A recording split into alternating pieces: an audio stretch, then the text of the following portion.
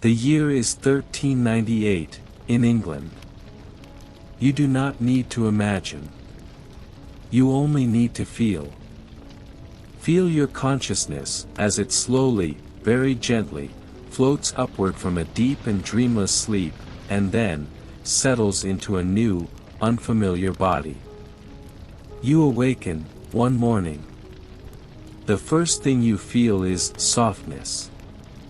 A profound softness, one that envelopes your entire body, gently, completely. Beneath you is a mattress, stuffed with the finest goose feathers. Your body sinks into it, as if you are lying on a great, warm cloud. Upon you are layers and layers of heavy blankets, woven from the best wool. They are so thick that you can barely feel the slightest chill of the early morning. Their weight also brings you a strange, comforting sense of being protected. You slowly open your eyes. The morning sunlight is filtering through the narrow, arrow-slit-like windows of your chamber. It creates visible beams of light in the air. Countless tiny dust motes dance slowly, quietly, up and down within these beams. You give a lazy stretch. You are Lord William Thornbrook, one of the wealthiest nobles in this county. You possess countless riches and vast lands. But at this moment, as you prepare to swing your legs over the edge of the bed, as you always do, to greet this new day, you feel it. You feel something is wrong. It is a very strange, unfamiliar sensation. It comes from your right foot. More precisely, from the great toe of your right foot. It is not a sharp pain. In our dreamscape, it is more like a silent, burning energy, slowly awakening from the depths of your toe. At first, it is just a faint warmth, like a glowing ember. But gradually, this warmth begins to grow stronger. It is like a small, red piece of charcoal, thrown into the hearth, slowly, bit by bit, beginning to burn, to glow brighter. You can feel your great toe, at a perceptible rate, beginning to swell, slightly. And then, that burning heat begins to mix with a pulsating sensation, like a heartbeat. It thumps and thumps inside your toe. As if a small, angry, second heart has taken up residence there. You quietly draw in a sharp breath. You know it has returned. The ailment that physicians call the disease of kings, the unique curse of the wealthy, gout. You lie motionless in your bed. You dare not move, not even the slightest bit. Because you know that any small movement will cause that quietly burning flame in your toe to instantly flare up into an unbearable, scorching inferno. You just lie there, quietly. Your gaze is fixed on the high, stone ceiling of your chamber. You can only wait. Wait for your loyal servants to enter your room, as they always do when you awaken, to attend to you. You hear a very soft, almost silent footstep outside your door. Then, the heavy oak door of your chamber is pushed open without a sound. Your head servant, Thomas, enters. Behind him are two younger servants. They walk to your bedside and bow deeply to you. "Good morning, my lord," Thomas says, in his ever-steady, respectful tone. He sees your expression, slightly twisted from enduring the pain. A look of knowing concern immediately flashes across his face. He has seen your gout attacks before. He knows what is to come. "My lord, shall I send for Master Gilbert, the physician?" he asks. You let out a suppressed, pained groan from your throat as a reply. "Right away, my lord," Thomas says, giving a look to the two young servants. One of them immediately turns and exits the room, silently. The other servant approaches, carrying a delicate basin made of pure silver. The basin is filled with warm, rose-scented water, ready for you to wash. You shake your head. No, you say. Do not touch me yet. You use all your strength, very, very slowly, to prop your upper body up from the soft, almost quicksand-like feather mattress, and you lean against the several large pillows, also made of velvet and feathers, at the head of the bed. This small movement has already caused you to break out in a cold sweat. You can feel that the burning heat in your right foot has become even clearer, more aggressive, because of this movement. You close your eyes, regulating your breathing. You are so wealthy. You are so noble. And at this moment, you are completely imprisoned by this tiny, insignificant joint in your own body. You think, with some resentment, perhaps this is the hidden price I pay for my privileged life. You think of the poor peasants who labor on your lands. They might envy your warm, safe, stone manor house. They might envy your soft, comfortable bed. They might envy these heavy wool blankets that cover you.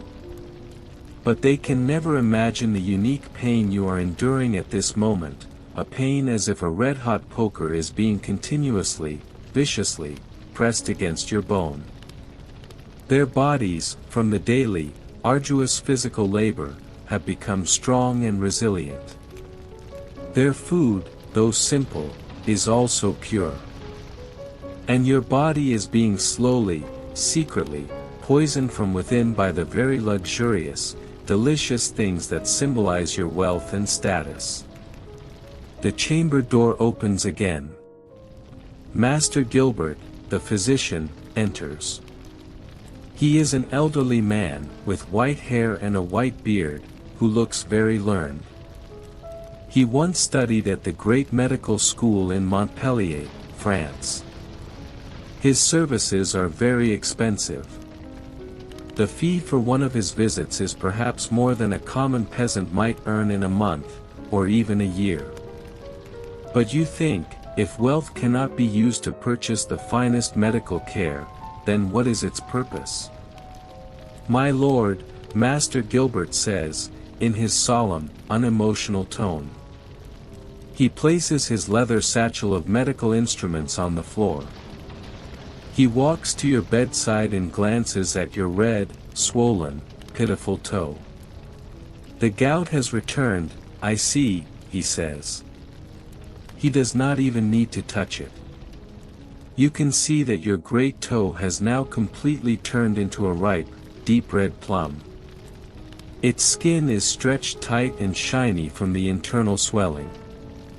You can feel waves of burning heat emanating from it. You ask, somewhat impatiently, Gilbert, what cursed thing have I eaten this time? The physician strokes his gray beard, examining your foot with his professional, almost academic gaze. As I have explained before, my lord, he says, it is an imbalance of the humors in your body. The phlegm, which is cold and moist, has settled in your joint. There, it becomes corrupt, and then it causes this burning pain.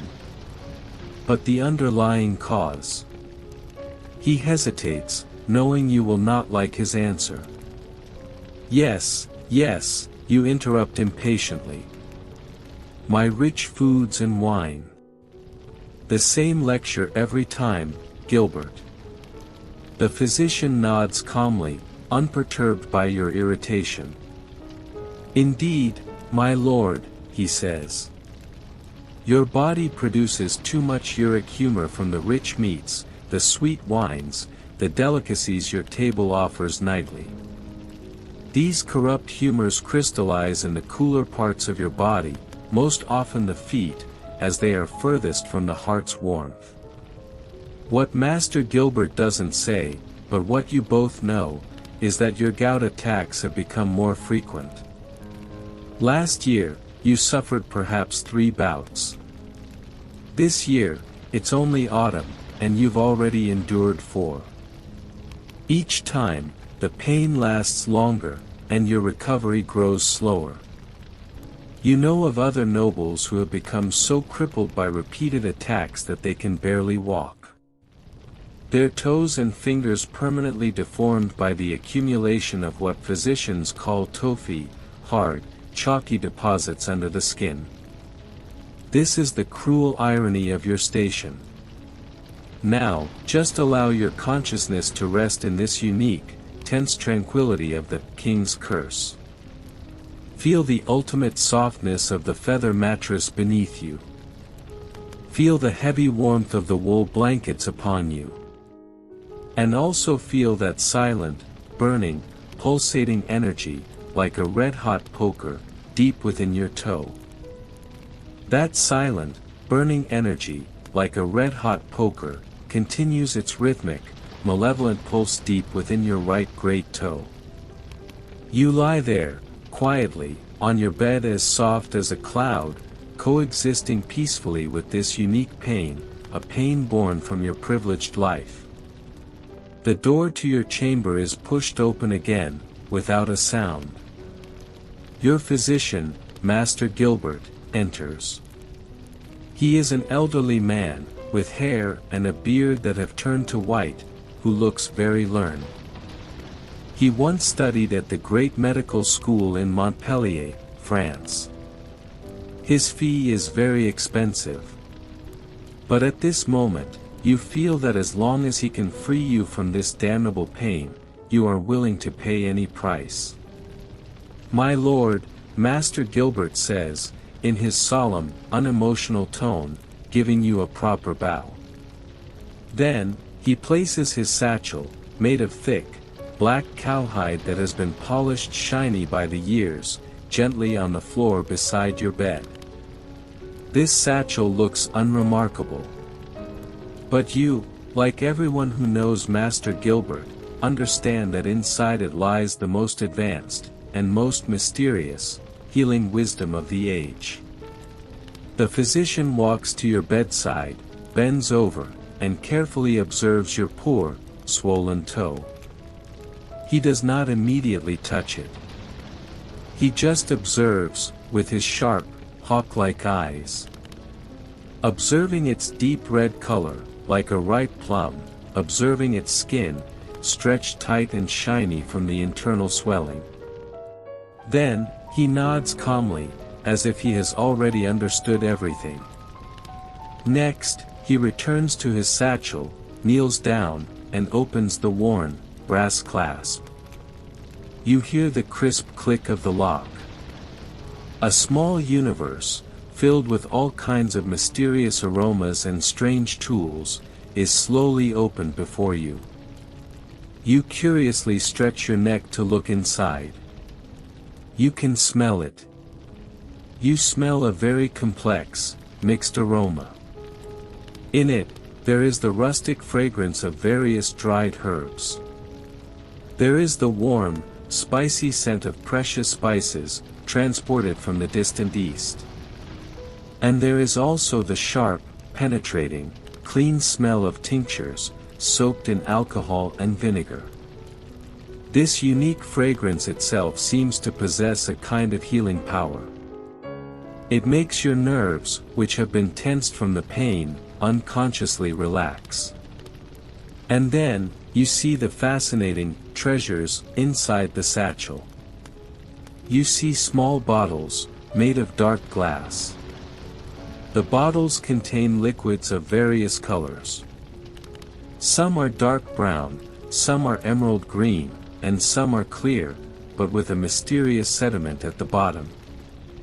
You see small, square paper packets, wrapped in wax paper.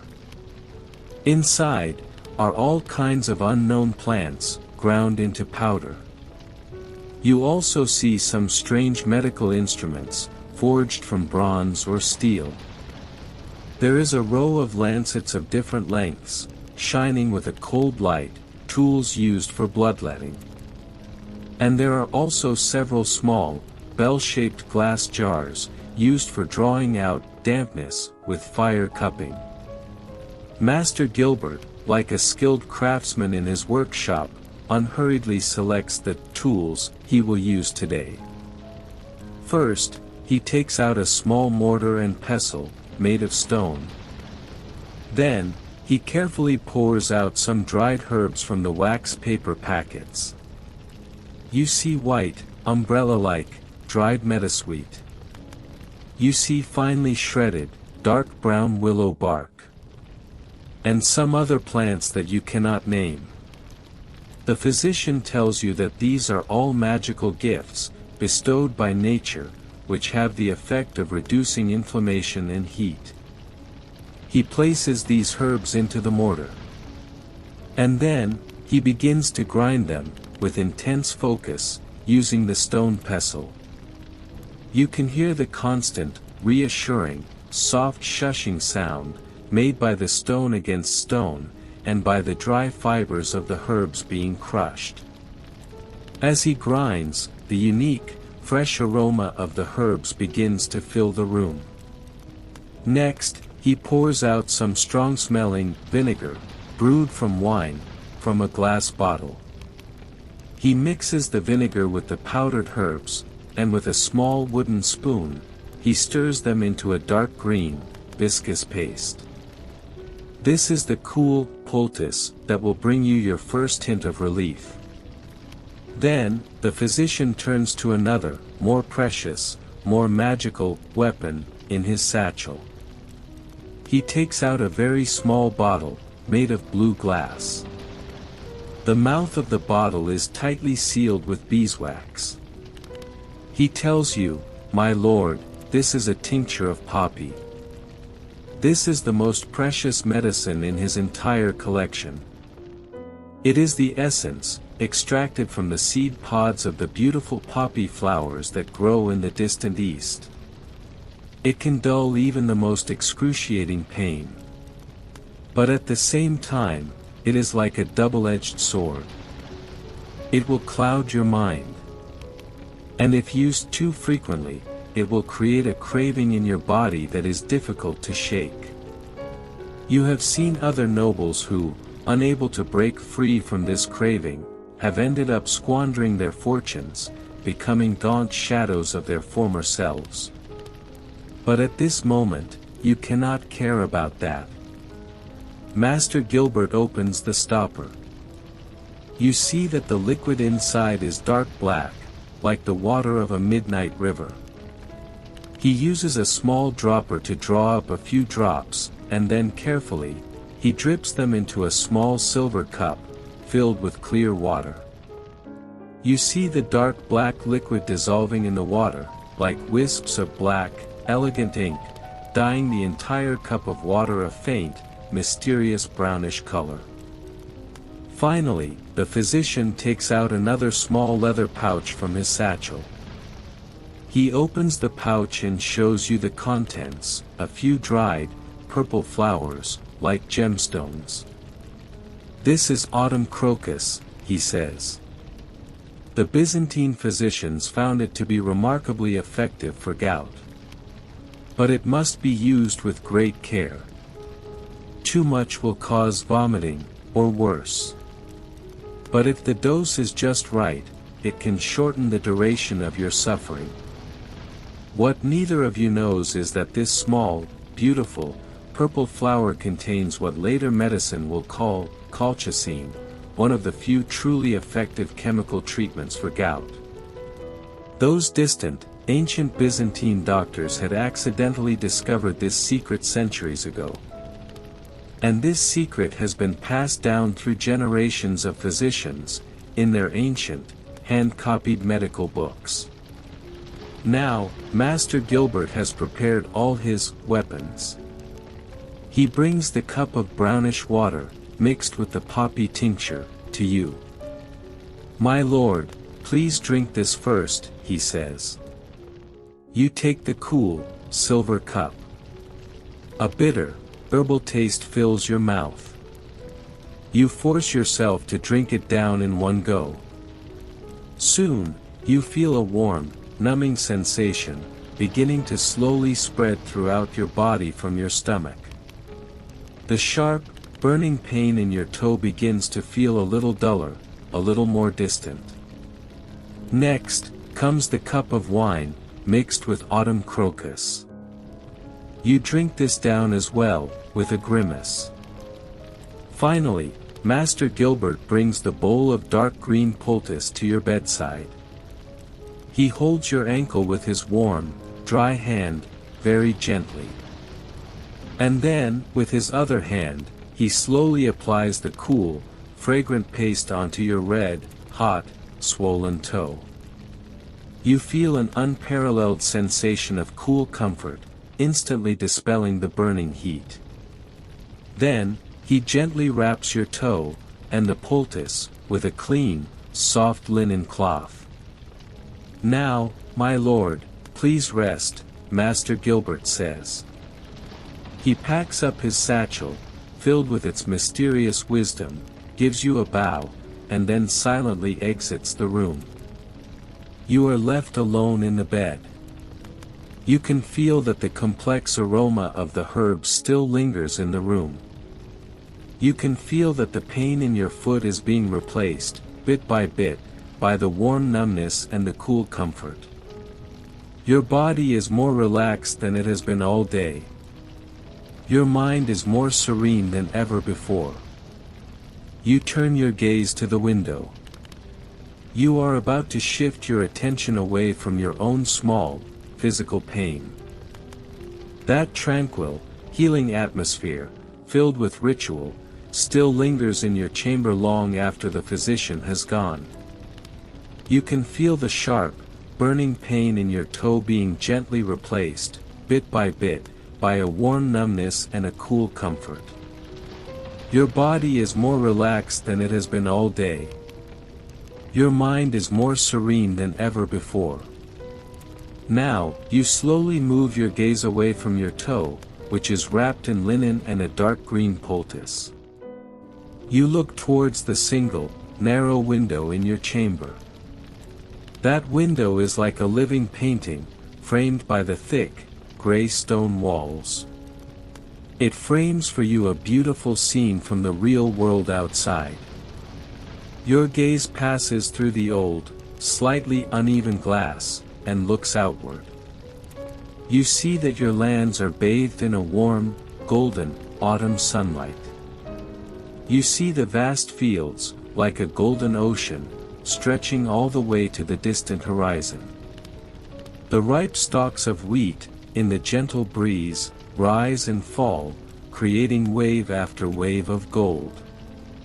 At the edge of the fields is a deep green forest. And above the forest is a high, clear, sapphire blue sky.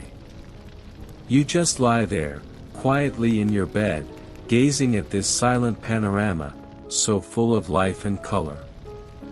And then, you are not just looking. You begin to listen. You hear a rhythmic sound, like the ebb and flow of the tide, a sound of unified action. It is the sound of your peasants, harvesting the golden waves of wheat with their large, gracefully curved scythes.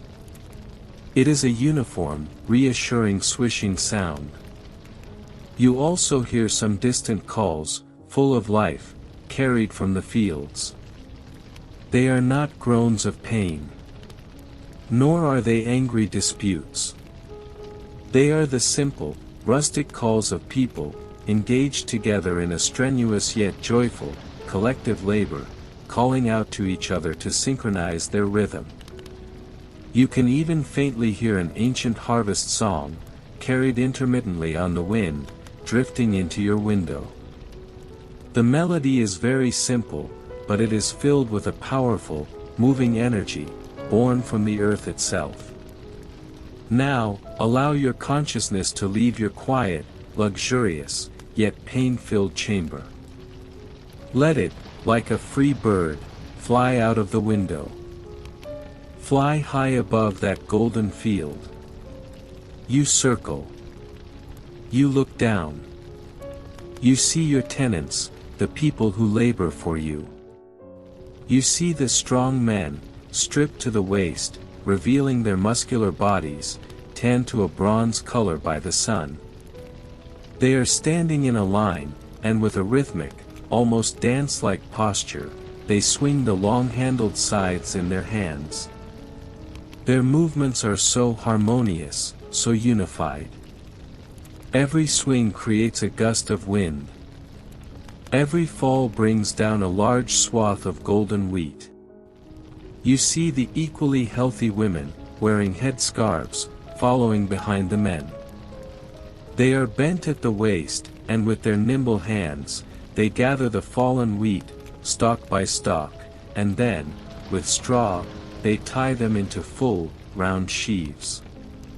You see the children, their faces a little dirty, but their eyes full of joy, running barefoot back and forth on the already harvested land. They are carrying small baskets, and they are engaged in a task known as gleaning. They are picking up the individual stalks of wheat that have fallen from the sheaves, one by one, and placing them in their baskets. For them, this is perhaps both a useful chore for the family, and a fun, grand game, belonging to the autumn season. You see all these people, men, women, and children, together, they form a living, flowing, incredibly harmonious tapestry of the harvest. Their bodies, from the daily, arduous labor, have become strong and resilient. Their lives, though poor, their bodies are completely in tune with the natural rhythm of this land. None of them will ever be tormented, as you are, by the so-called king's curse. You just float there, quietly, in the air, observing. You are no longer a lord, high above them. You are just a pure, empathetic observer. You feel in them a kind of simple, powerful, healthy joy of being alive, a joy that you have never experienced in your own privileged life. Perhaps, you think to yourself, this is another form of wealth. Now, allow your consciousness to return to your quiet chamber. You are still lying in bed. But your heart, because of that brief journey of out-of-body experience, has become a little different. You have a new, more profound understanding of the scenery outside your window. You see that it is not just a golden, bountiful field that belongs to you. What you see are the fruits of life, irrigated by the sweat and labor of countless living, breathing people, people of flesh and blood, just like you. And you, as their Lord, your duty is not just to collect the portion of the harvest they give you in exchange for your protection. Your duty, even more so, is to guard this hard-won harmony, a harmony so full of life. This realization is like a dose of good medicine, one even more effective than any of Master Gilbert's poultices. It allows the small, self-pitying anxiety in your heart, born from the pain, to gradually subside. That vast tranquility, filled with the life force brought by the harvest seen outside your window, continues to flow gently within your heart. Your mind, because of that new understanding of the relationship between a lord and his land, has become incredibly peaceful and expansive. Lying in your bed, the pain in your foot even seems to have become more bearable, soothed by this change within you. However, today is not a day where you can simply remain in your chamber and enjoy this serenity. Listen. The faint, bustling sounds of the kitchen are drifting from the depths of your manor house. It is a mixture of the loud commands of the cooks, the hurried footsteps of the servants, and the dull thud of firewood and ingredients being moved about. You can smell a very complex aroma of a great feast beginning to fill the air. It is not just the rich, greasy scent of roasting meat. It is also mixed with the warm, spicy fragrance of precious spices, brought from the distant east at great cost. And there is also the sweet, fermented aroma of fine ale and wine, being brought up by the barrel from the cellar. All of these sounds and scents are a silent reminder of your duty. Today, you must host a grand feast to welcome a very important neighboring lord, Baron Radcliffe. His visit is crucial for the future alliance and interests between your two families. You cannot be absent. And you cannot, at the feast, show any sign of your personal, fragile state of pain. You let out a sigh. And then, in a tone filled with resolve, you call out the name of your servant. Your head servant, Thomas, and another young servant, soon enter. In their hands, they are holding the magnificent clothing you will wear to the feast tonight. You begin the long, complex ceremony of dressing, a ritual akin to arming for battle. You stand up from your soft bed, very carefully. You try your best not to put your weight on your right foot, which is still throbbing with a dull ache. The servants help you into your undergarments, made of the finest, softest linen. Then, comes a pair of snug, knee-length hose. Next is the main garment, a magnificent tunic. It is made from the highest quality, deep blue wool from Flanders.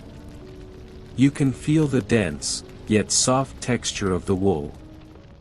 On its collar and cuffs, your family's complex, honorable crest is embroidered with gold thread. A wide belt, with a silver buckle, is fastened tightly around your waist, outlining your still upright figure as a nobleman. Finally, come the soft, leather shoes. You see that to accommodate your still swollen toe, the servants have thoughtfully modified your left shoe. They have slit the front part and skillfully sewn in an extra piece of softer leather, creating a small, extra space for your afflicted joint to rest. After you are fully dressed, Thomas brings you your heavy walking staff, made of oak, with a silver knob at the top, a symbol of your status. Normally, it is more of an authoritative decoration. But today, it will be your most important, practical, partner, supporting the weight of your body.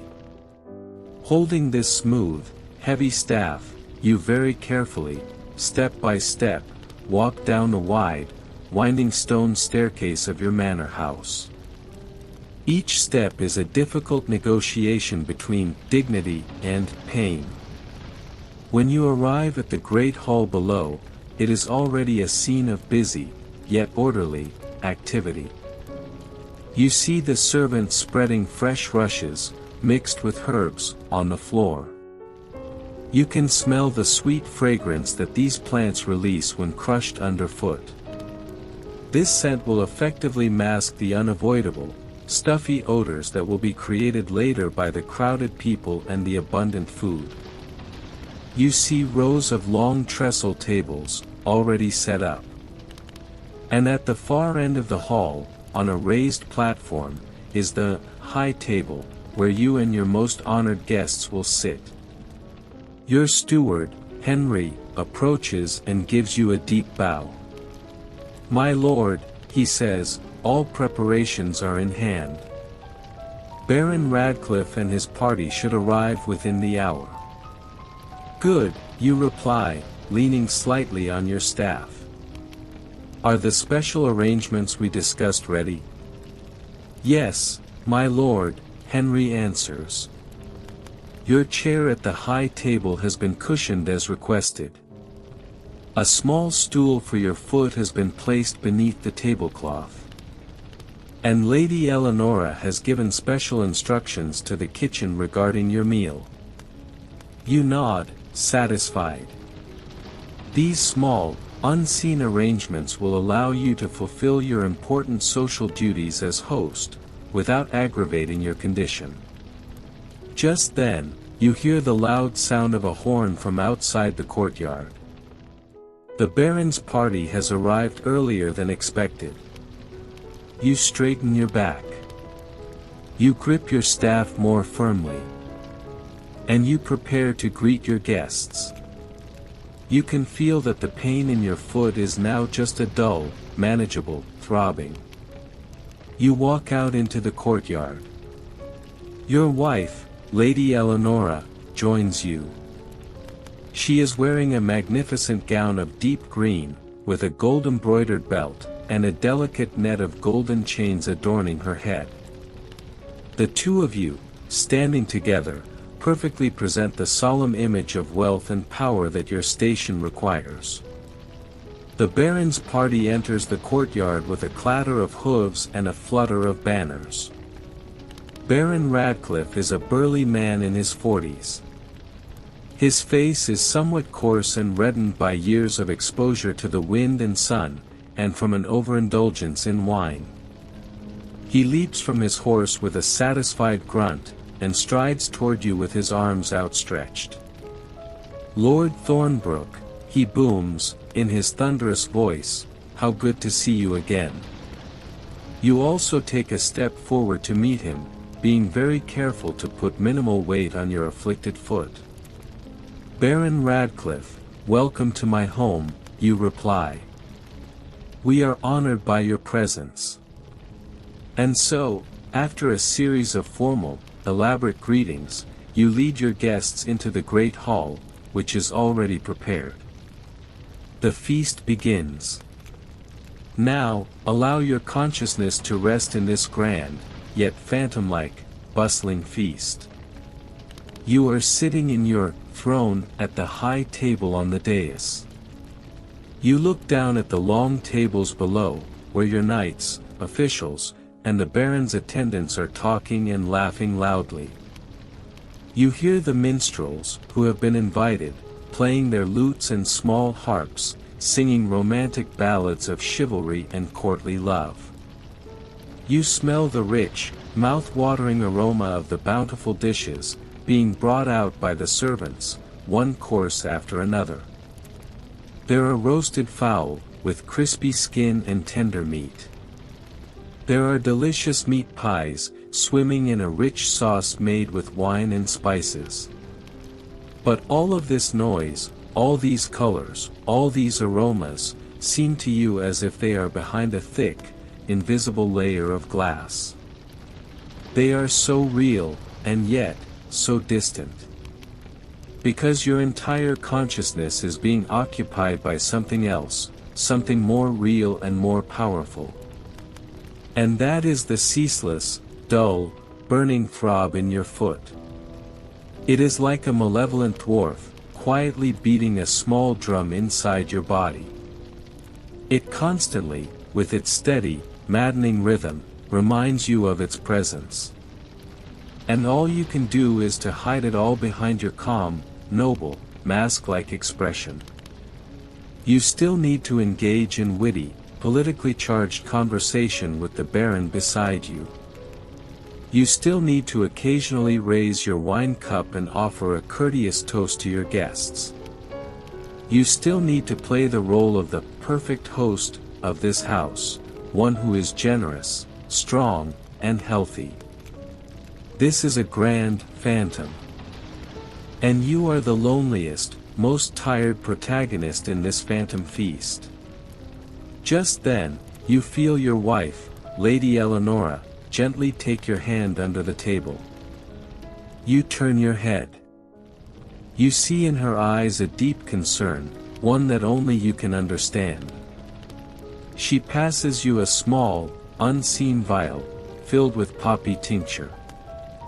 You drink it down in one go when no one is looking. That familiar, warm numbness begins to spread through your body once more. The clear, burning pulsation in your foot begins to feel a little more blurred, a little more distant. You let out a long, quiet sigh of relief. You give your wife a grateful look. You know that in this grand feast, so full of noise and performance, this silent, gentle care from your wife is the only thing that is truly real. Now, just allow your consciousness to rest in this unique tranquility, one filled with tension. Feel the phantom-like, distant noise of the great hall. Also feel the dull, burning pain in your toe, which has also become more distant. And more importantly, feel that most real, gentle love and care, transmitted in the midst of the deepest pain and pretense. The grand feast, at long last, has drawn to its close. The final guests, in a state of pleasant intoxication, have been escorted by servants to their chambers. The hundreds of expensive beeswax candles in the great hall, which burned all through the night, are now being extinguished, one by one. The clamor, like a receding tide, slowly withdraws from this magnificent stone manor. All that remains is the deep silence of the night. You, with the help of your faithful servant Thomas, have finally returned to your own warm and safe bedchamber. You have shed that magnificent, yet constricting, formal attire. You have changed into a loose-fitting night robe, made of soft linen. The burning pain in your foot, after a full evening of forced smiles and deliberate standing, has become even more intense. But your heart, because you can finally let go of the pretense, feels a sense of profound relief. Your wife, Lady Eleonora, has also returned to the chamber. She dismisses all the servants. Then, she gently closes the heavy, oaken door. Now, in the room, there are only the two of you. And the quietly crackling flames, still burning in the hearth. She walks to your bedside and sits down. She does not speak. She simply reaches out her warm, soft, well-cared-for hand, and gently takes your own, which is a little cold from the pain. You can feel the reassuring warmth from her palm. "You did very well tonight," she finally says. Her voice is very soft, like a whisper in your ear. Baron Radcliffe is very pleased. Our alliance will be stronger for it. You manage a bitter smile. "I wish my toe felt the same way," you say. Lady Eleonora, too, reveals a gentle smile. "I know you are in pain," she says. "I have already asked Thomas to prepare the poultice and cool water that Master Gilbert left for you." She is always like this. A woman who is forever so practical, so thoughtful, so understanding. You know that the reason you married her was, initially, of course, because of a union carefully arranged by your two families, one full of political and economic considerations. In that era, the marriages of the nobility were just so. It had little to do with love, little to do with personal feelings. It was only about the consolidation and strengthening of land, of wealth, and of power. But you were lucky. In nearly 20 years of life together, the bond between you has long since transcended that cold, contractual relationship. You have developed a deeper, more precious partnership. A true kinship, based on mutual respect, mutual support, and profound understanding. You are responsible for managing all the external, masculine affairs of this family, politics, military matters, and the management of the estate. And she is responsible for managing all the internal, feminine affairs of this family, the running of the household, the management of the servants, the education of the children, and all the small, yet crucial details that ensure you can fulfill your duties as lord without any worries. You are like the king and queen of a country. One rules the outer world. One rules the inner world. Together, You maintain the honor and stability of this great family, the House of Thornbrook. I was thinking, you say slowly, looking at the dancing flames in the hearth, that perhaps we should change our daily diet. Not just when my gout flares up, you add, but as a permanent habit. Lady Eleonora raises her head and looks at you with her clear, blue eyes. Her gaze is questioning. You continue, perhaps less of the rich meats and sweet wines. More fish and vegetables. Like the monks in the monasteries. To live a simpler, lighter life. You smile a little, and then you wince slightly as the movement jostles your foot. Of course, not quite so extreme as them, you say. But perhaps we can find a balance. Lady Eleonora listens quietly. Then, she nods thoughtfully. That might be a good idea, she says. It would not only be good for your health, but it would also save a great deal of expense. That money could be used for other, more useful things. You see that her mind is always so clear, so practical. She immediately sees, from your suggestion that seems to be only about health, the long-term benefits it could bring to the family's financial management. And, she continues, a wise, shrewd smile playing on her lips, you know how others at court always copy everything we do. This is true. As one of the wealthiest and most influential nobles in the region, your family's lifestyle has always been the fashion trend that other, lesser nobles compete to imitate. If we, she says, begin to promote a simpler, more refined diet, it could very well become a new fashion. And for those families who are already struggling to maintain the same level of conspicuous consumption as us, might this not be a welcome, and respectable, relief? You look at your wife, your heart filled with a deep admiration. She can always see, from a seemingly simple issue, the multi-layered, complex logic of society and human nature that lies behind it. We shall do it, then, you decide. We'll start after tomorrow's feast has ended. Just then, Thomas enters, carrying a basin of cool water and the poultice Master Gilbert left. Lady Eleonora takes the things from him personally. She first soaks a clean linen cloth in the cool water, and then gently applies it to your still hot toe. You feel a cool, comfortable sensation instantly relieving the burning pain. Then, she opens the small box containing the dark green paste. That familiar, fresh scent of herbs and vinegar once again fills the room. She uses her fingers, not any cold instrument, to very gently spread the cool poultice over your red, swollen skin.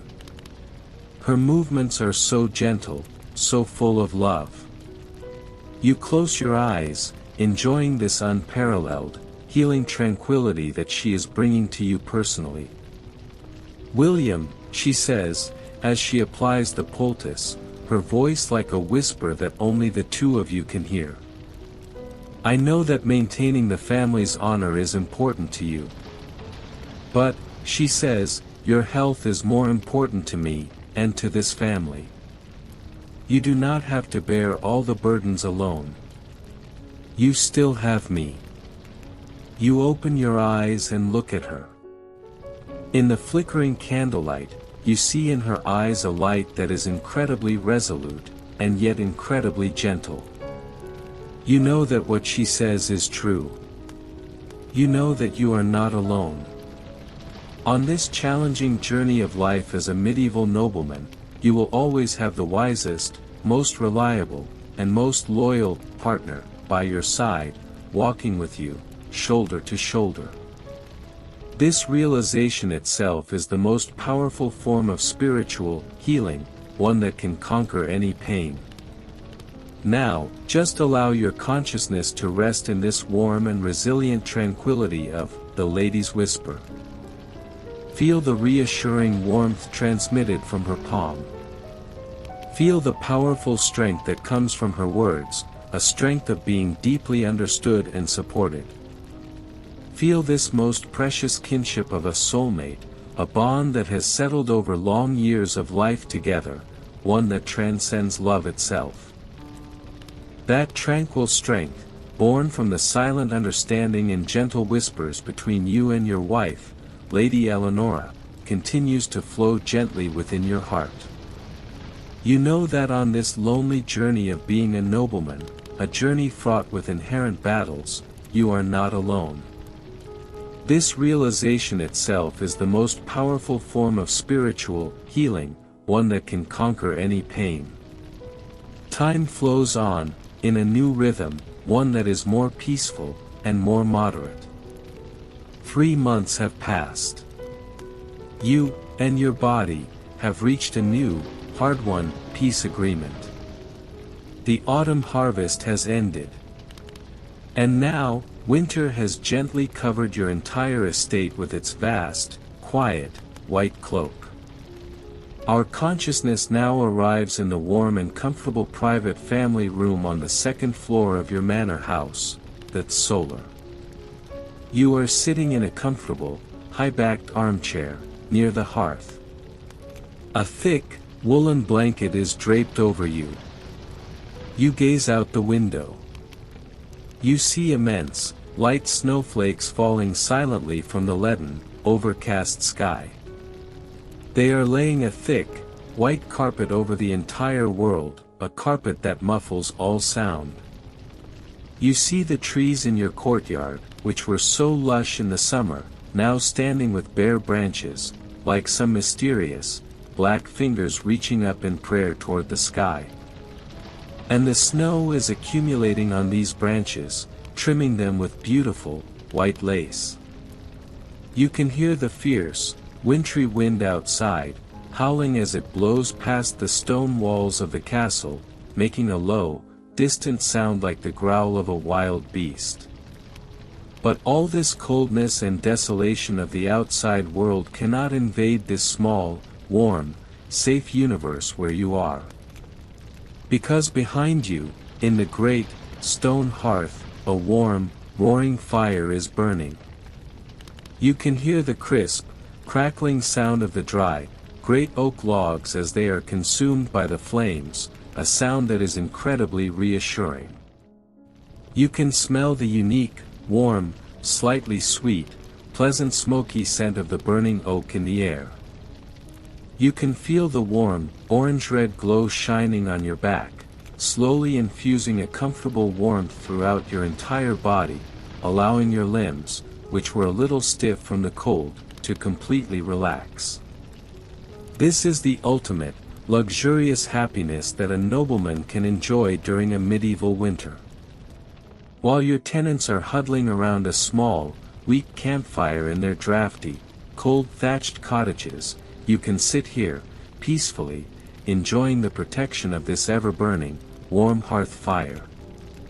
And your body, because of the new, more moderate lifestyle you have adhered to over these past few months, has also found a long-lasting peace.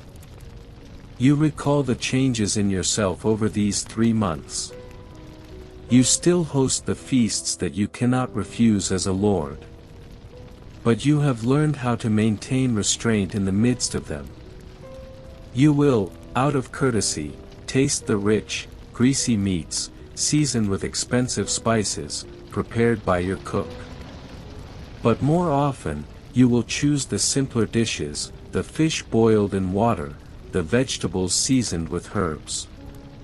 You will raise your wine cup along with your guests. But the fine wine from France in your cup is always quietly diluted with half water. Its color is still so enticing, but its power has become incredibly gentle. And your body has rewarded this restraint in the most direct way. The demonic, burning pain that once tormented you, following you like a shadow, has not visited you for 3 months. You have even begun to gradually forget that terrible, bone-deep, burning sensation. You have regained the freedom of your own body. You have begun to engage more in gentle, healthy activities. When the weather was not yet too cold, you would forego riding your horse. Instead, you chose to measure your vast lands with your own 2 feet. You walked among the golden fields of autumn. You touched the full sheaves of wheat with your own hands. You had brief, friendly conversations with the peasants who were working in the fields. You discovered that when you were no longer just a lord, high above, issuing commands, but a partner, willing to listen and observe, the way your people looked at you also became more full of sincere respect. And now, during this long winter when you cannot go outside, you have found another, quieter, more profound, spiritual exercise. And that is, reading. You have your servant bring you the hand-copied books, carefully bound in parchment and leather, from your small, yet incredibly precious, study. You reread the words of the wise philosophers from ancient Rome. You read Cicero. You read Seneca. And in their discussions of moderation, wisdom, and how to properly use power, you find a deep resonance with the quiet transformation that is taking place within your own heart. You realize that true nobility perhaps does not lie in how much wealth you possess for conspicuous consumption. True nobility lies in whether you possess the inner wisdom to master your own desires and to deeply reflect upon your own actions. Just then, your head servant, Thomas, enters quietly. In his hands, he holds a small wooden box. "My lord," he says, "Master Gilbert has sent the new remedy he mentioned." You gesture for him to bring the box over. You remember that in your last conversation with the physician, he had mentioned a new, unique remedy for preventing gout attacks that he had learned from a colleague in Italy. You open the wooden box, which gives off a scent of its own. You see inside, neatly arranged, are small pouches, sewn from fine, white cloth. Thomas explains, the physician instructs that, starting tomorrow, you should take 1 pouch each morning before breaking your fast, steep it in hot water, and then drink the resulting tea. You pick up one of the small pouches. You bring it to your nose. You can smell a complex, yet comforting fragrance, a mixture of various herbs. You untie the thin linen string that closes the bag. You pour the contents into the palm of your hand. It is a mixture of various colored, dried plants, finely ground into powder. You recognize some of them, willow bark, celery seeds, and some other herbs you do not know.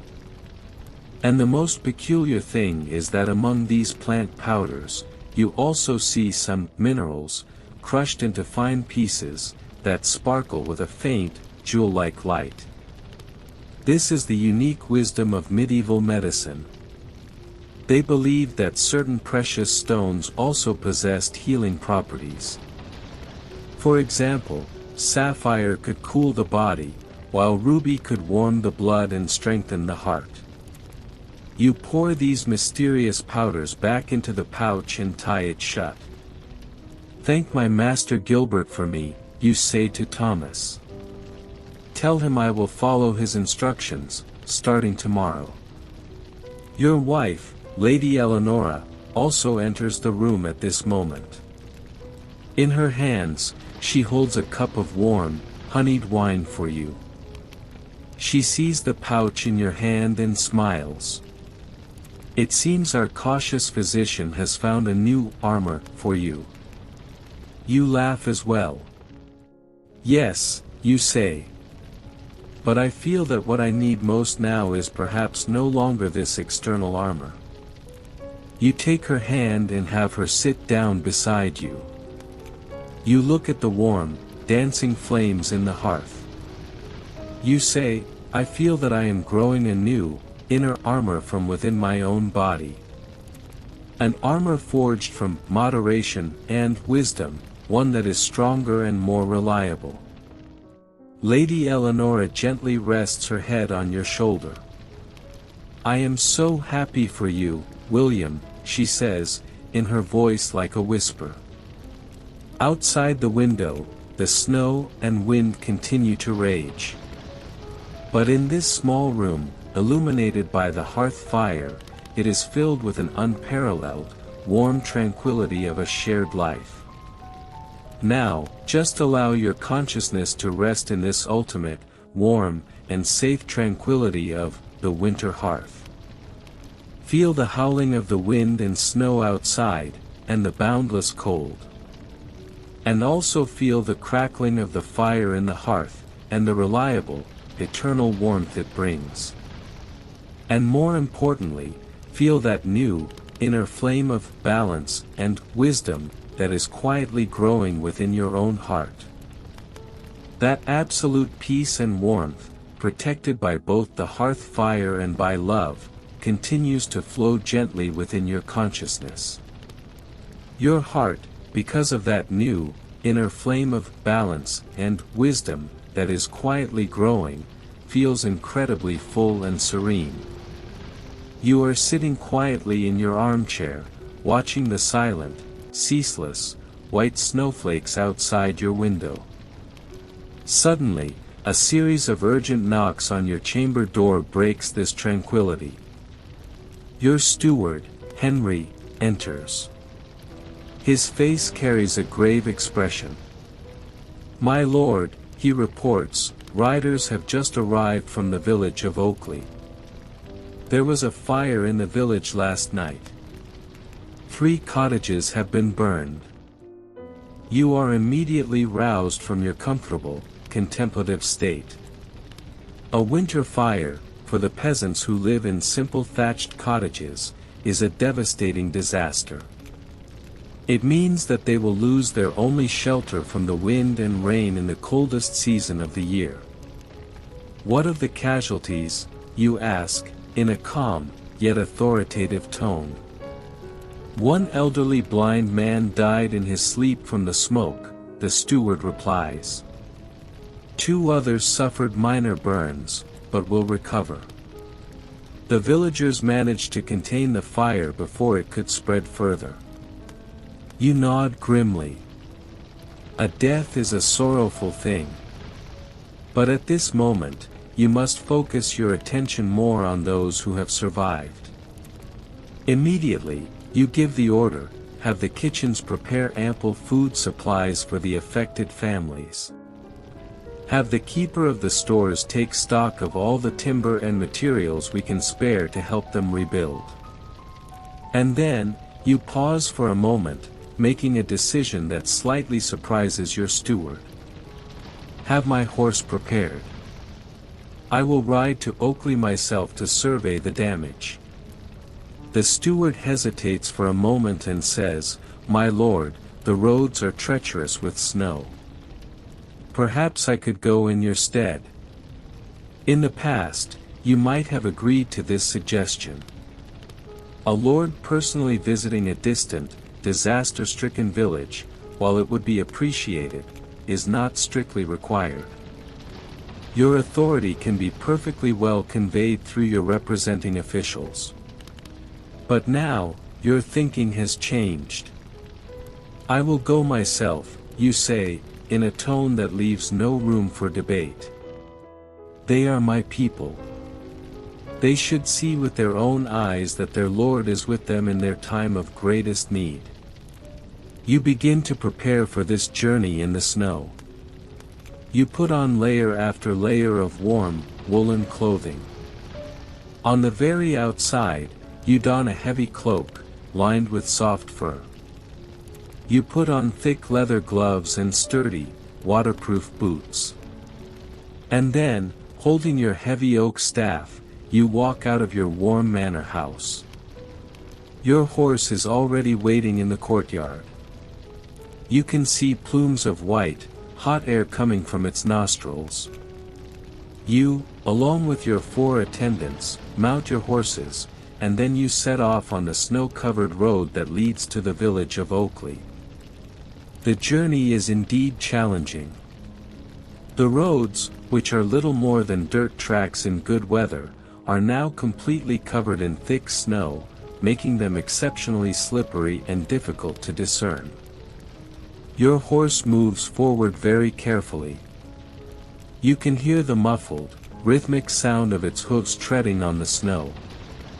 You can feel the wintry, cold air, as sharp as a knife, blowing against your face.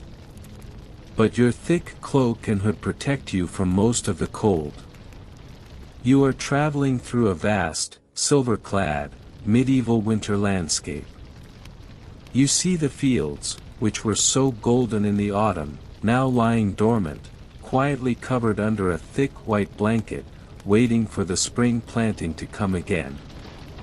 You see the forests, which once provided you with timber, game, and fruit, now fallen into a deep silence.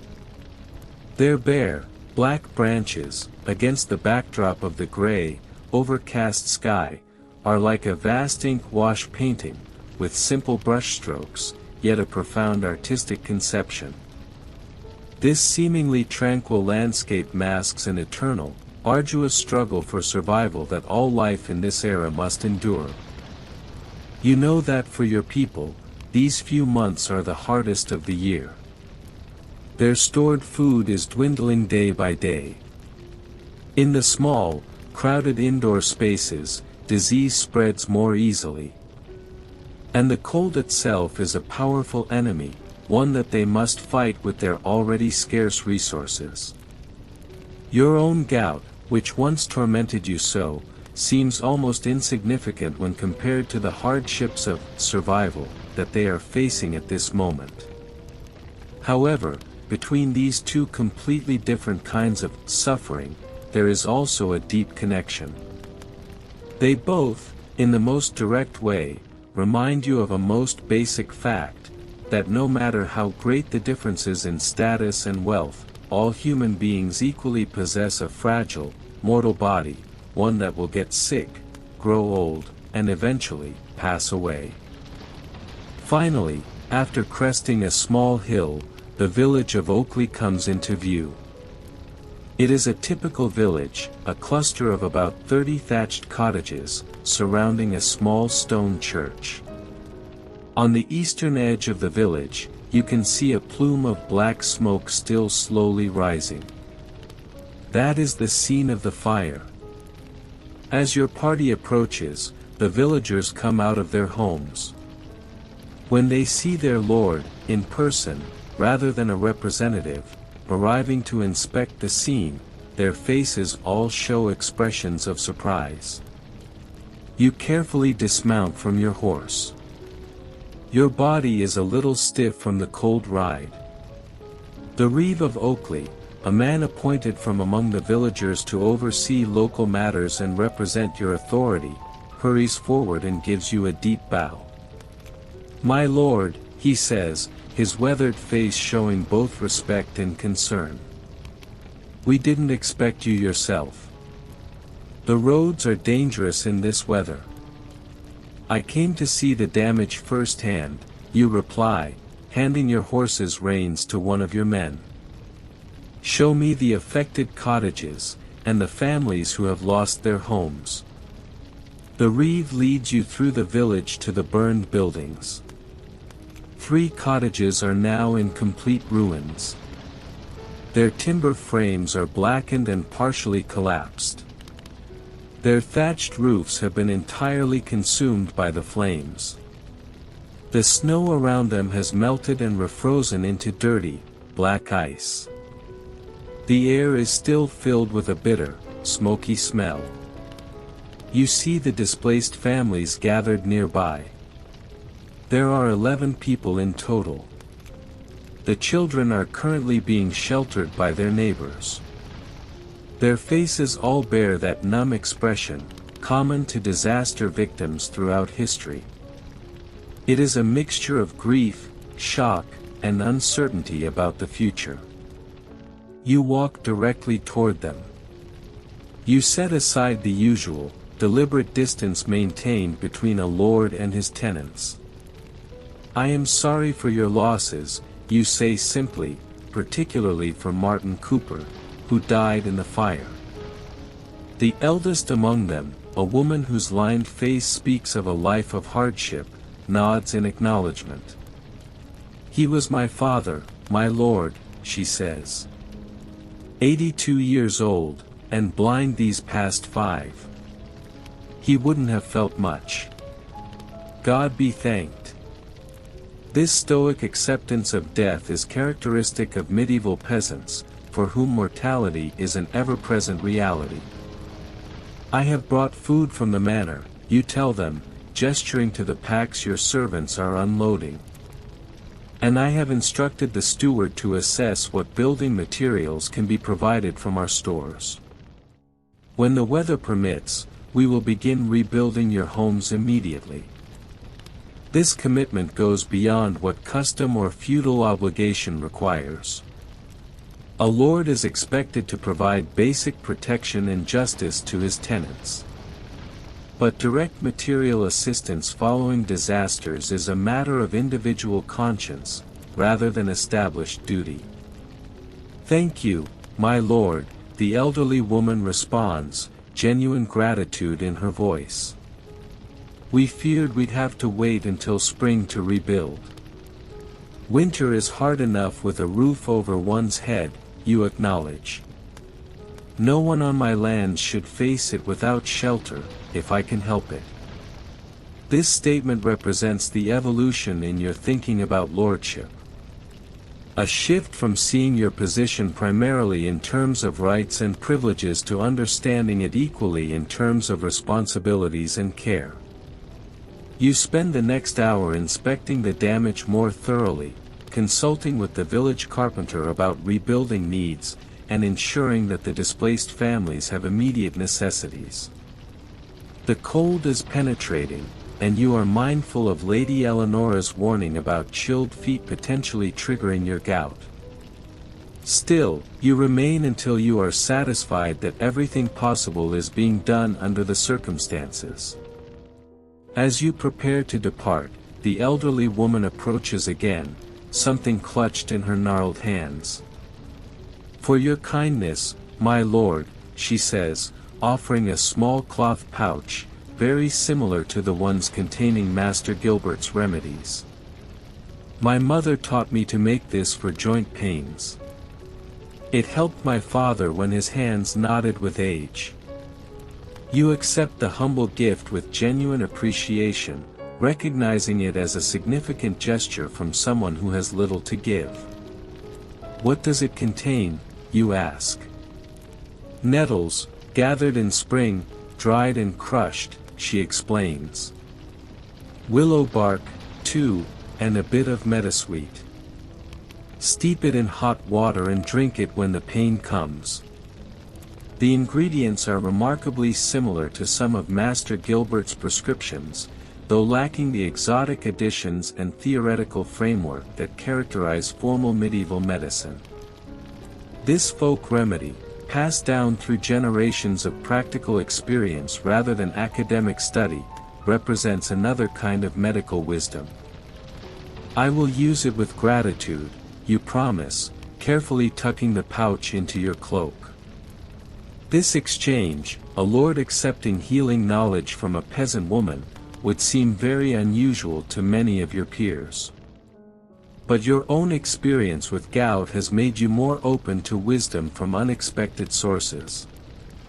Now, just allow your consciousness to rest in this unique tranquility of the journey in the snow. Feel the vast, cold splendor of the winter wilderness. And also feel the new, warm flame in your heart, kindled by a small act of compassion. Feel that most simple, most precious warmth of mutual care between human beings, that which crosses the chasm of class. That deep serenity and joy, of finding one's true home, continues to flow gently within your heart. You feel complete, accepted, and at peace with where you are. Now, allow this sense of fulfillment to become a warm core within you. We are about to begin anew, and for tonight, our final journey, one filled with sunshine and wondrous encounters. Your consciousness, at this moment, transforms into a professional travel writer named Ben. You are used to moving around. You have been to many, many places in the world. But this summer, you are going to a special place you have longed to visit for a very long time. You specialize in writing about beaches, because they are your favorite places. After a great deal of research, you have decided to visit Mallorca, the largest of Spain's Balearic Islands, located in the Mediterranean Sea. And you will be staying in Porto Cristo, a small, quiet fishing village on the eastern coast of the island.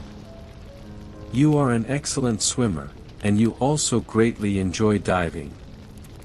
And this small fishing village seems to have some wonderful diving areas. This is what first attracted you to it. Now, imagine you have finally boarded the plane that will take you there. You can barely contain your excitement. When the plane reaches its cruising altitude, you open the window shade and watch the clouds outside. The plane is flying smoothly. And the clouds look like large, fluffy puffs of white cotton candy. Moving through the clouds reminds you of how you feel when you are floating in the water. You feel the same kind of lightness, as if your body has no weight at all. For a while, you just watch the changing shapes of the clouds, and you imagine that you are a small, light bird, crossing the sky. You feel a sense of freedom, imagining that you could go anywhere in the world just by flapping your wings. As you imagine this, you feel your body becoming even lighter.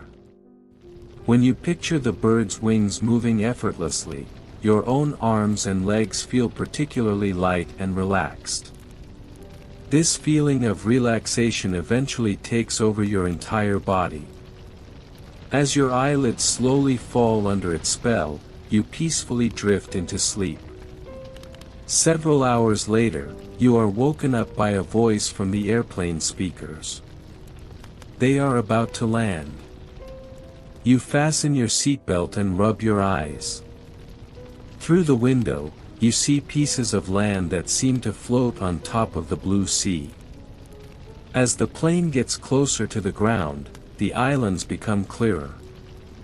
You can see flashes of green, brown, and ivory, as the trees, plants, and rock formations grow in size and detail. Your mind and heart are filled with excitement for the journey that is about to begin. A little while later, you get on the bus to Porto Cristo. After a relaxing, 2-hour journey, you arrive at your hotel room.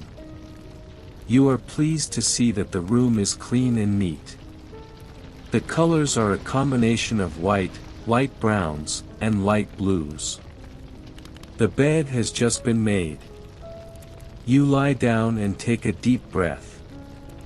The air smells nice and fresh, and the pillows and sheets are very comfortable.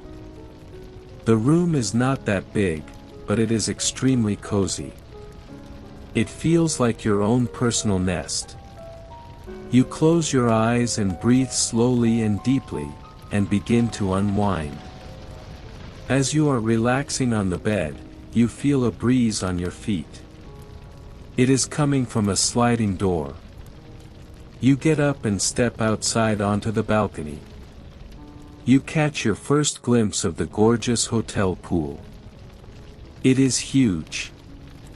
Breathing in, you notice that the air is salty and tastes like the ocean. As you take in the beach scent and the view of the pool, you want to be at the seaside right away. You get ready and leave the hotel. Once you are outside, the salt in the air is more evident. The breeze carries the essence of the ocean throughout the town. You can imagine tiny grains of sand getting tangled in your hair as it is combed by the light wind. It is about 4 in the afternoon, and the sun is just right. It is bright, but not so hot anymore. You feel the comforting warmth of the sun's rays as you make your way down to the beach. The sand is fine and smooth. Walking barefoot feels like being massaged by tiny beads. The water is a clear shade of blue, and some areas even shimmer turquoise under the sunlight. The ocean looks like an infinite pool of freshness and beauty. Admiring the view in front of you, you feel deeply relaxed. As you let the water wash over your feet, you can feel a wave of calm rising through your body. The moment feels so peaceful. You want to stay there forever. At last, you continue to make your way through the shallows. You walk slowly, as the small waves lap over your feet. Then, all of a sudden, you feel a slight tremor in the ground beneath you. Though it only lasts for a few seconds, you are sure that there is something unusual about the tremor. Maybe even something magical. Perhaps it is just your imagination. But then, you see something peculiar out of the corner of your eye. It looks like a golden stick flying past you. Now, you are convinced that something strange is going on. As you squint and look around, trying to find where the stick had come from, you notice something else. A few meters ahead, the water is moving. And these aren't ordinary waves. Curious to see what is happening, you move towards the strange waves. And then, when you are almost there, you see a man emerging from the water. Before you can come any closer, the stranger raises his hand in a commanding gesture, telling you to stop. The man has a peculiar look. He is middle-aged, muscular, and taller than average. And he has a long, tangled beard. A moment later, the man goes underwater. You can see the surface churning vigorously. You want to get a closer look and see what is going on, but remembering the man's gesture, you continue to keep your distance. After a few seconds, the water begins to settle. When it is completely still, the man emerges again and signals to you to come closer. You walk forward, and as the sea becomes gradually deeper, you have to swim to reach the stranger. The water around the man is tranquil, and it also looks somewhat different, like it is glowing slightly. There seem to be actual ripples forming and vibrating around his presence. Perhaps your eyes are playing a trick on you. But before you can decide, the stranger speaks to you. "I'm in need of your help, young man," the stranger says. His eyes are the color of the ocean. They seem calm, like the surrounding waters. But his expression looks troubled. "A very important possession of mine has gone missing," the man continues, "and I need you to help me find it. It is my golden trident, my most powerful protection against sea monsters." At first, you think that this is a joke. But then you remember the golden stick that you had seen flying past you. You ask the stranger why he owns a trident. The man looks you in the eye and replies, "I am Poseidon, god of the sea." You gape in amazement. Here, standing right in front of you, is a man who claims to be a Greek god. Poseidon explains that as the god of the sea, he has command over water. Every sea creature obeys him. To prove this, he raises his right arm. As he does this, a column of water emerges from the ocean. Then, Poseidon moves his arm in a circular motion. The column follows his movements, and the water forms a ring. When he stops moving his arm, a perfect hoop of water is floating above the sea. You gasp. But that isn't all. Poseidon then makes a peculiar sound. A couple of seconds later, you spot a fin emerging from the water a few meters out. It is a dolphin. The dolphin swims fast, and when it is next to Poseidon, it leaps into the air and through the water hoop. It then remains by Poseidon's side, as though greeting an old friend. As Poseidon strokes the dolphin's head, he explains what it means to be the god of the sea. One of his duties is to protect people from sea monsters. He has just finished dealing with a group of them. Unfortunately, during this encounter, the trident had flown out of his grasp. Poseidon can't leave this spot, because he has to keep an eye out for more. Besides, there are also other important tasks that he needs to take care of in the water. His work as god of the sea keeps him busy. This is why he needs your help to find his trident. For a moment, you are speechless. The man really is Poseidon, the ancient god of myth and legend. You remember what you had seen earlier, a golden stick flying in the air. When you mention this, Poseidon nods. Whenever the trident isn't in his hands, it turns into a golden staff that almost looks like a regular stick. The god seems thoughtful as he looks at you. Then he asks, "What is your name, young man?" You reply that your name is Benjamin, or Ben to his friends. Poseidon smiles and says, "Ben, I can offer you something in return for your help. It will be of great value for your work and travels. There is a magical parchment that contains a map of this whole planet and its waters. You just need to tap on the specific water that you want to visit, and it will take you there in an instant." Poseidon puts his hand in the sea and pulls out the magical map. He tells you to place the tip of your right index finger wherever you want to go. You have been to Hawaii several times, so you think it would be an easy place to confirm the parchment's powers. You carefully tap your finger on the shores of Honolulu. In an instant, you feel your body being smoothly transported to the turquoise waters you know so well. You have been there so many times that the landscape is unmistakable. Golden sand, palm trees, the rise and fall of lush hills in the distance. Completely awestruck, you realize that Poseidon is telling the truth. The parchment really does have magical powers. After tapping the map once again, you find yourself instantly transported back to the beach at Porto Cristo. The journey is so quick and smooth, it is as though you'd never left. You thank Poseidon for offering you this exceptionally valuable gift. It will be so useful for your future travels. And of course, you agree to help Poseidon with his search for the trident. The god of the sea explains that you wouldn't have to do it alone.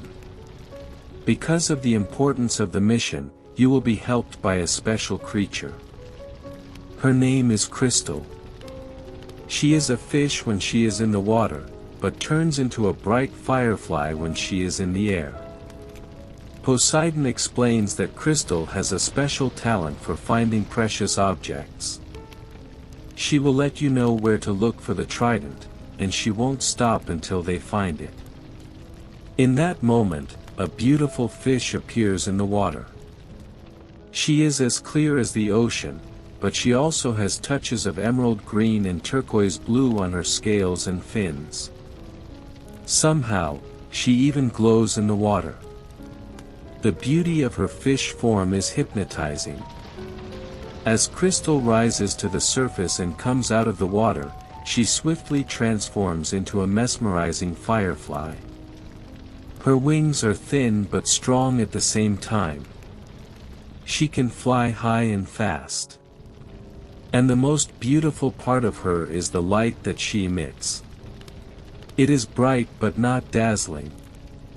It is a warm and reassuring glow that makes you feel like you aren't alone on this journey. You sense that Crystal is more powerful than she looks, and you know in your heart that you will be safe if you follow her magnificent colors wherever she goes. You walk back toward the shore, with Crystal flying by your side. When you get to the beach, Crystal flies quickly to the far end and hovers in midair. This is where you have to start looking for the trident.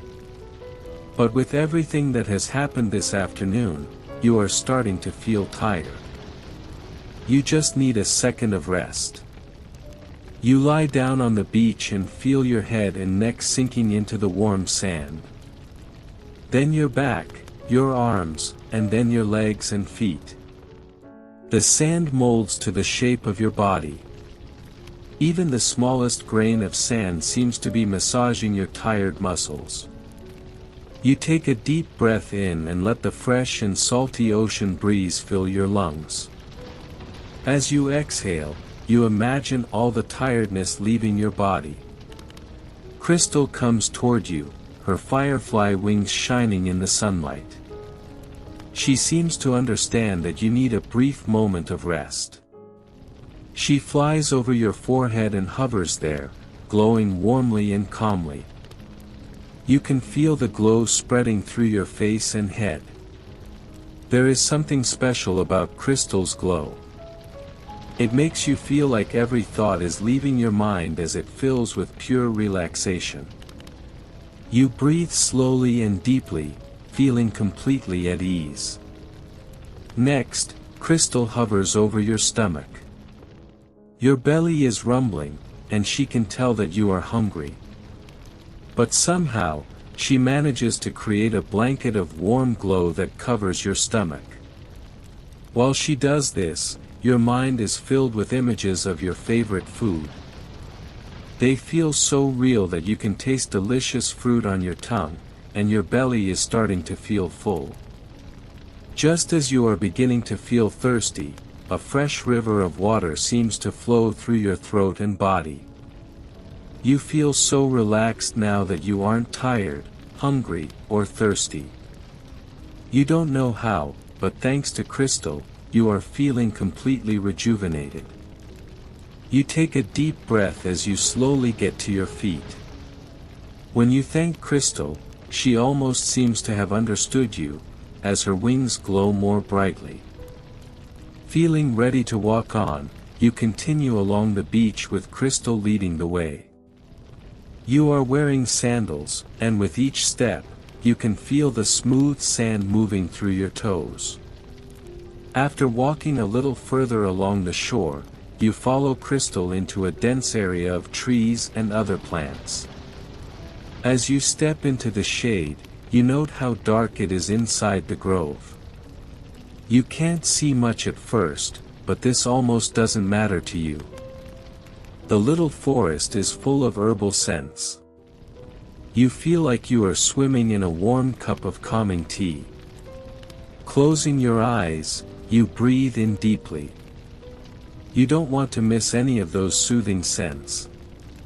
When you open your eyes, you see that Crystal is glowing brighter than ever. Feeling calm and relaxed, you follow the magical firefly as she makes her way through the woods. You and Crystal carefully look for the golden staff in the sand and in the lower plants and bushes. Then you search the taller trees, like the live oaks and palms. Crystal flies to the highest parts and moves through the branches while you search from the ground. Sometimes you climb a tree as high as you can and look for the trident there. But there is nothing to find, not a single shimmer of gold.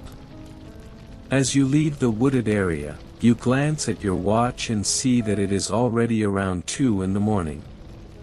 Perhaps it would be best to take a small break to sleep. But then you realize that your hotel room is too far away from the beach. You don't want to waste time going all the way back. Just as you are wondering what to do next, Crystal starts glowing and flies along the shore. You follow her into a small cave next to the beach. As you look around, you understand why she has brought you here. It is the perfect place to rest for a few hours. You lie down on the sand, and Crystal emits her warmest light yet. You don't feel cold at all inside the cave. It is warm and cozy. The sand is as comfortable as a bed, and you can feel Crystal's glow blanketing you, just like the soft sheets in your hotel room. After a good night's rest, you will be ready to continue your search for the trident. But right now, you are so tired that you can think of nothing but sleep. You close your eyes and take a deep breath in. Your breathing gradually settles into a natural rhythm, just like the waves of the ocean. And soon, you are fast asleep. You wake up slowly. You can feel the sensation of wings brushing your skin. When you open your eyes, you see Crystal flying above you in the form of a glowing firefly. The space is gradually filling with light. From this spot near the cave entrance, you can see that the sun is rising. It is time to wake up. To your surprise, you feel very well rested and ready to continue yesterday's search for Poseidon's trident. When Crystal flies out of the cave, you get up and follow. As you step outside, you see that the sun isn't fully risen yet. Its edges are touching the water, covering it with soft golden shimmers. The sky looks like a canvas that has been painted from bottom to top. Near the horizon, the sun's golden glow resembles orange paintbrush strokes. Orange then transitions to a light yellow, followed by a soft blue. The top part of the sky is like a painting made of deep blue strokes. It is a beautiful sunrise, and it fills you with the hope that comes with the start of a new day. You feel so calm that you stand there for a moment, admiring the view. You also notice that you are surrounded by a pleasing symphony of birds chirping and distant waves rising and falling. As you enjoy this relaxing soundscape, you take a deep breath in. The early morning scent of the beach fills your lungs. You close your eyes, savoring the calming atmosphere. A moment later, Crystal is back at your side, fluttering eagerly. From her movements, you understand that you have to follow her. Crystal guides you to a spot under the trees. The ground is covered with fresh fruit. There are piles of apricots, oranges, and grapes, as well as a big watermelon. Your eyes light up. You thank Crystal and begin to eat. Each bite of fruit seems to melt in your mouth. The apricots are deliciously sweet. The oranges are the juiciest ones you have ever tasted. Then there are the grapes, so soft and sweet. And the big watermelon, which is juicy and refreshing. The strong scents of all the fruits make them taste even better. It isn't just a breakfast, but a banquet. When you have finished, Crystal starts flying toward the sea. At first, you are puzzled. You don't understand what she wants. Then Crystal goes into the water and transforms into her other form, a gorgeous fish. You walk towards the shallows and keep following Crystal. The little fish has started glowing, with wavy rays emanating from her body. Once you are deep enough, you put your face underwater, hoping that you will be able to understand Crystal a little better like this. What you see below the surface is amazing. Crystal's colors are even more vibrant underwater. She is captivating. You gaze at the shades of sparkling blue and green in astonishment. But then you see something even more magnificent. The rays of light that are coming from her body are also glowing, and they point in different directions. At last, you understand. Crystal wants you to explore those different areas of the ocean. But for that, you will need diving gear. Fortunately, you remember that you'd seen a diving school not so far from the shore. Without delay, you rent all the equipment that you need, and in no time, you are back at the ocean where Crystal is floating near the surface. You are ready to begin your search for the trident. You touch one of Crystal's glowing rays to show which direction you think you should go first, and right away, you are both transported to another spot in the ocean. It is just like Poseidon's magical map, with its powers of teleportation. You can see that you are now far from the shore. But you are a trained diver, so you feel comfortable and safe being there. In addition, these waters are particularly clear, and they offer good visibility. As you and Crystal dive to the depths of this area, the light becomes dimmer, but you can still see your surroundings well, thanks to the bright rays of sunlight that penetrate the water. Diving deeper, you come across several marine species, such as eels, tuna, and damselfish. There is even an octopus, which moves its tentacles in such a graceful way. The suction cups that cover the tentacles look like pearls. What an elegant creature, you think. As you get deeper, you and Crystal find bright pink coral reefs. Their detailed patterns and structures make them look like architecture, or a work of art. It is here that you discover your favorite creature, the nudibranch, also commonly known as sea slugs. You love their beautiful mix of exotic and vivid colors. Your favorite nudibranch looks like something painted by a famous artist. It is lime green with canary yellow dots. Its head is decorated with larger, light blue spots surrounded by yellow rings. Although you go diving frequently, all the beauty that you see underwater takes your breath away. You experience this sense of awe every time. You stare at this coral reef and its sea slugs for a while, contemplating the wonders of nature. It is only when Crystal approaches you that you remember what you are there for. You start looking through the reefs but find nothing.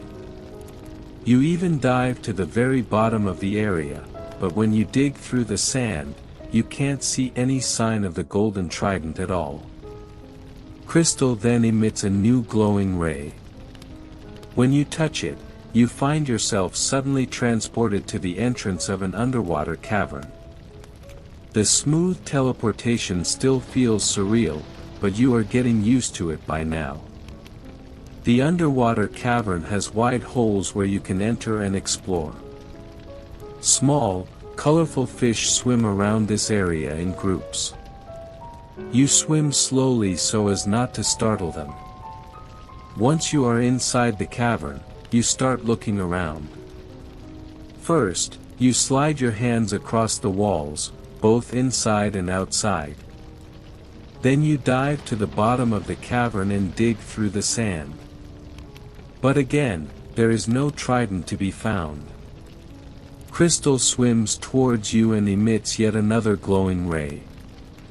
After touching it, you are surprised to find yourself sitting on the beach. Crystal has turned back into a firefly.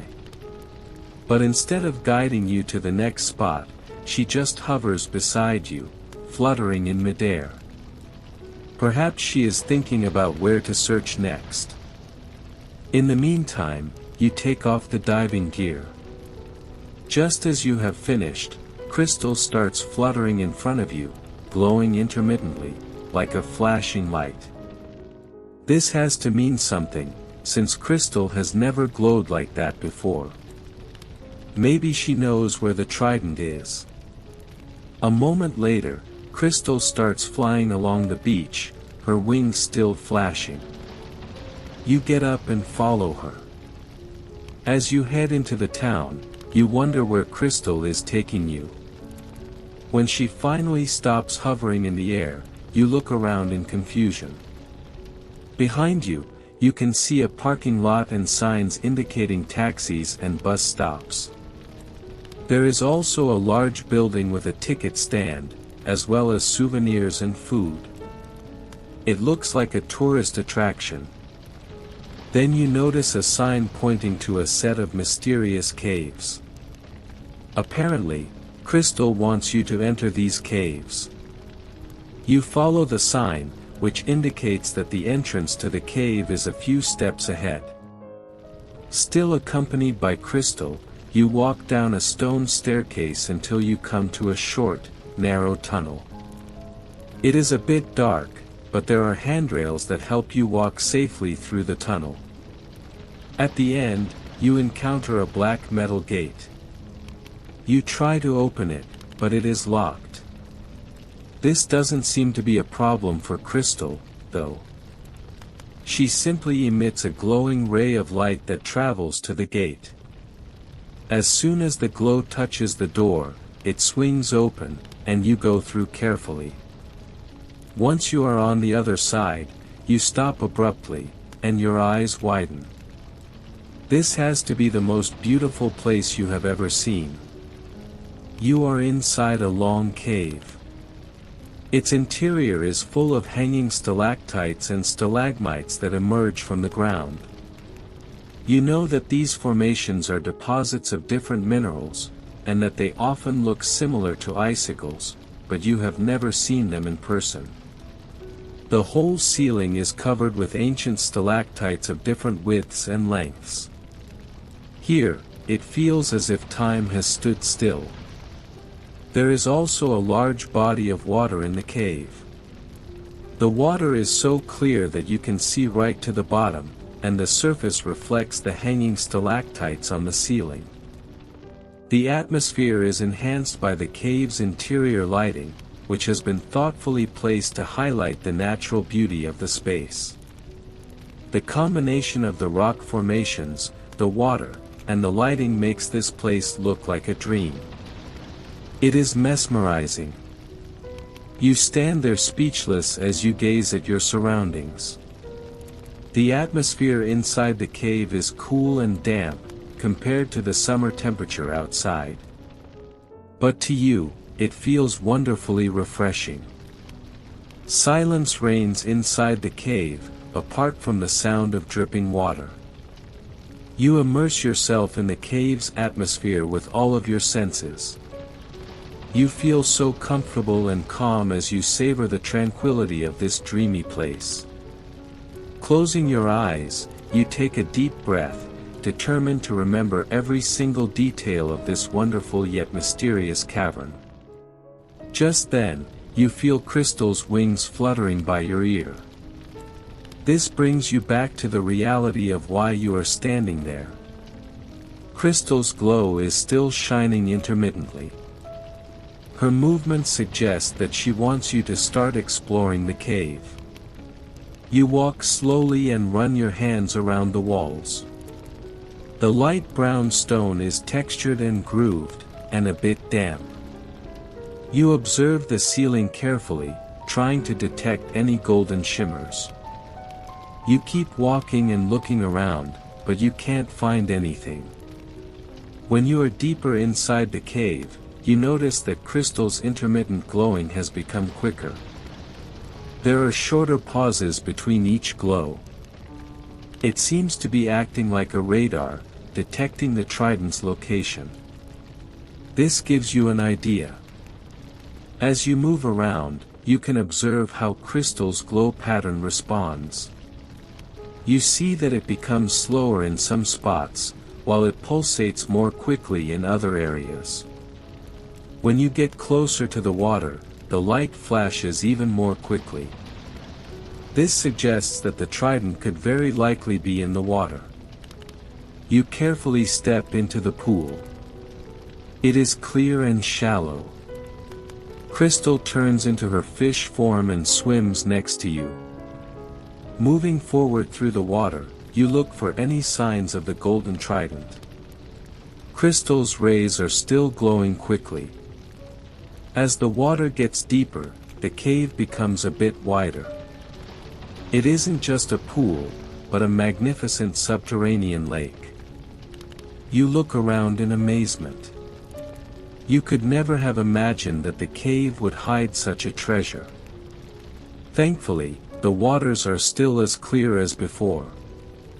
Beside you, Crystal is glowing, her rays pulsating even faster. You are sure that the trident has to be somewhere in this lake. Diving down a few meters, you find that the bottom is mostly covered in marine plants. This makes it hard to spot anything that might have sunk to the lake's depths.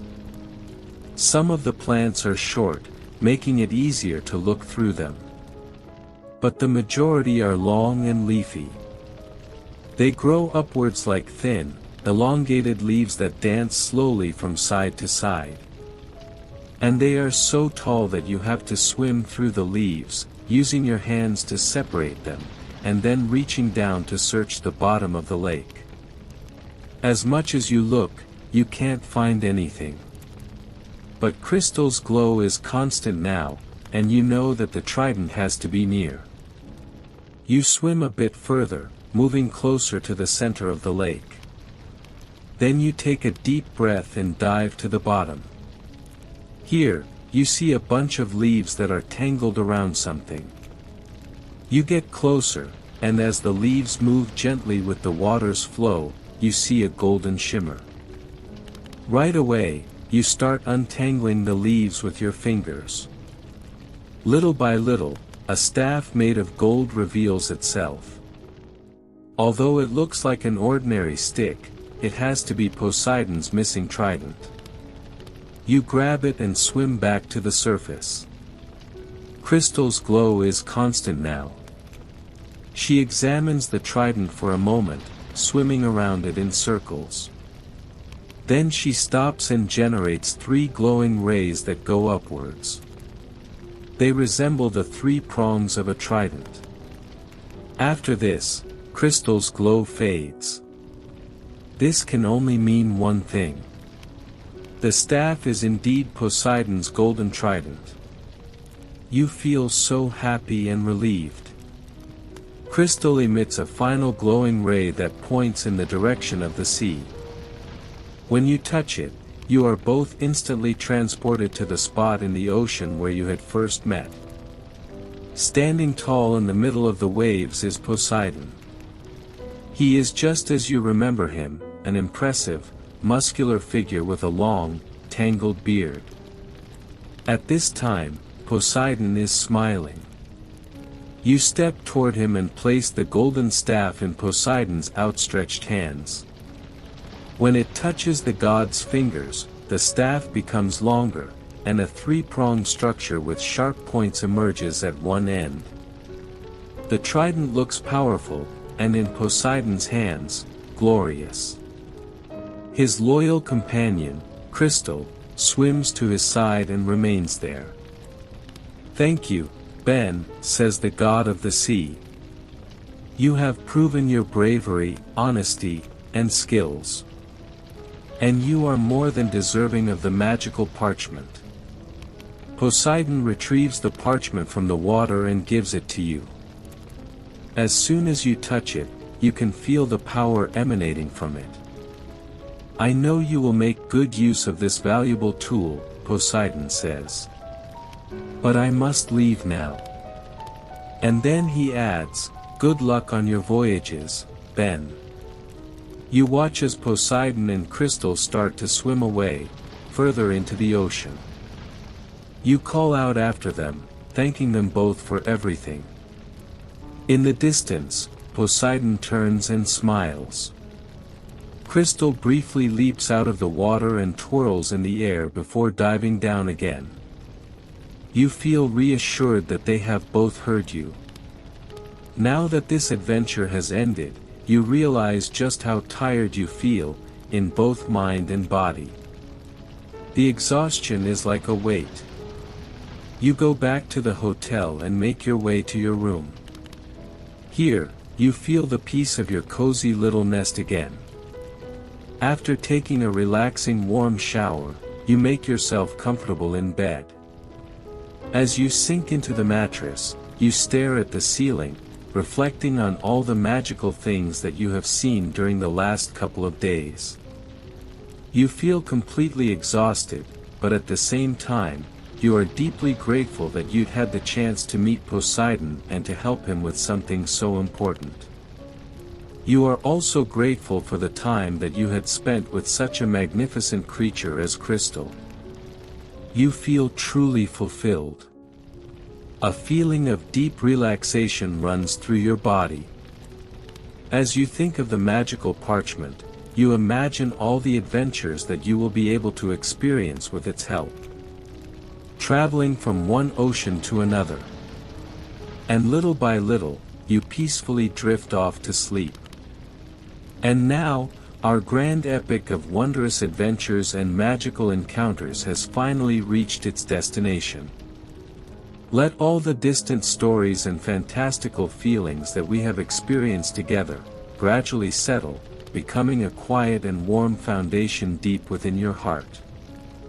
You feel safe, you feel understood, and you feel filled with an infinite curiosity and love for this world. In this final, complete peace, full of goodwill and magic, allow your body and your mind to receive the most perfect, the most final, the most eternal rest. Good night, my dear friend.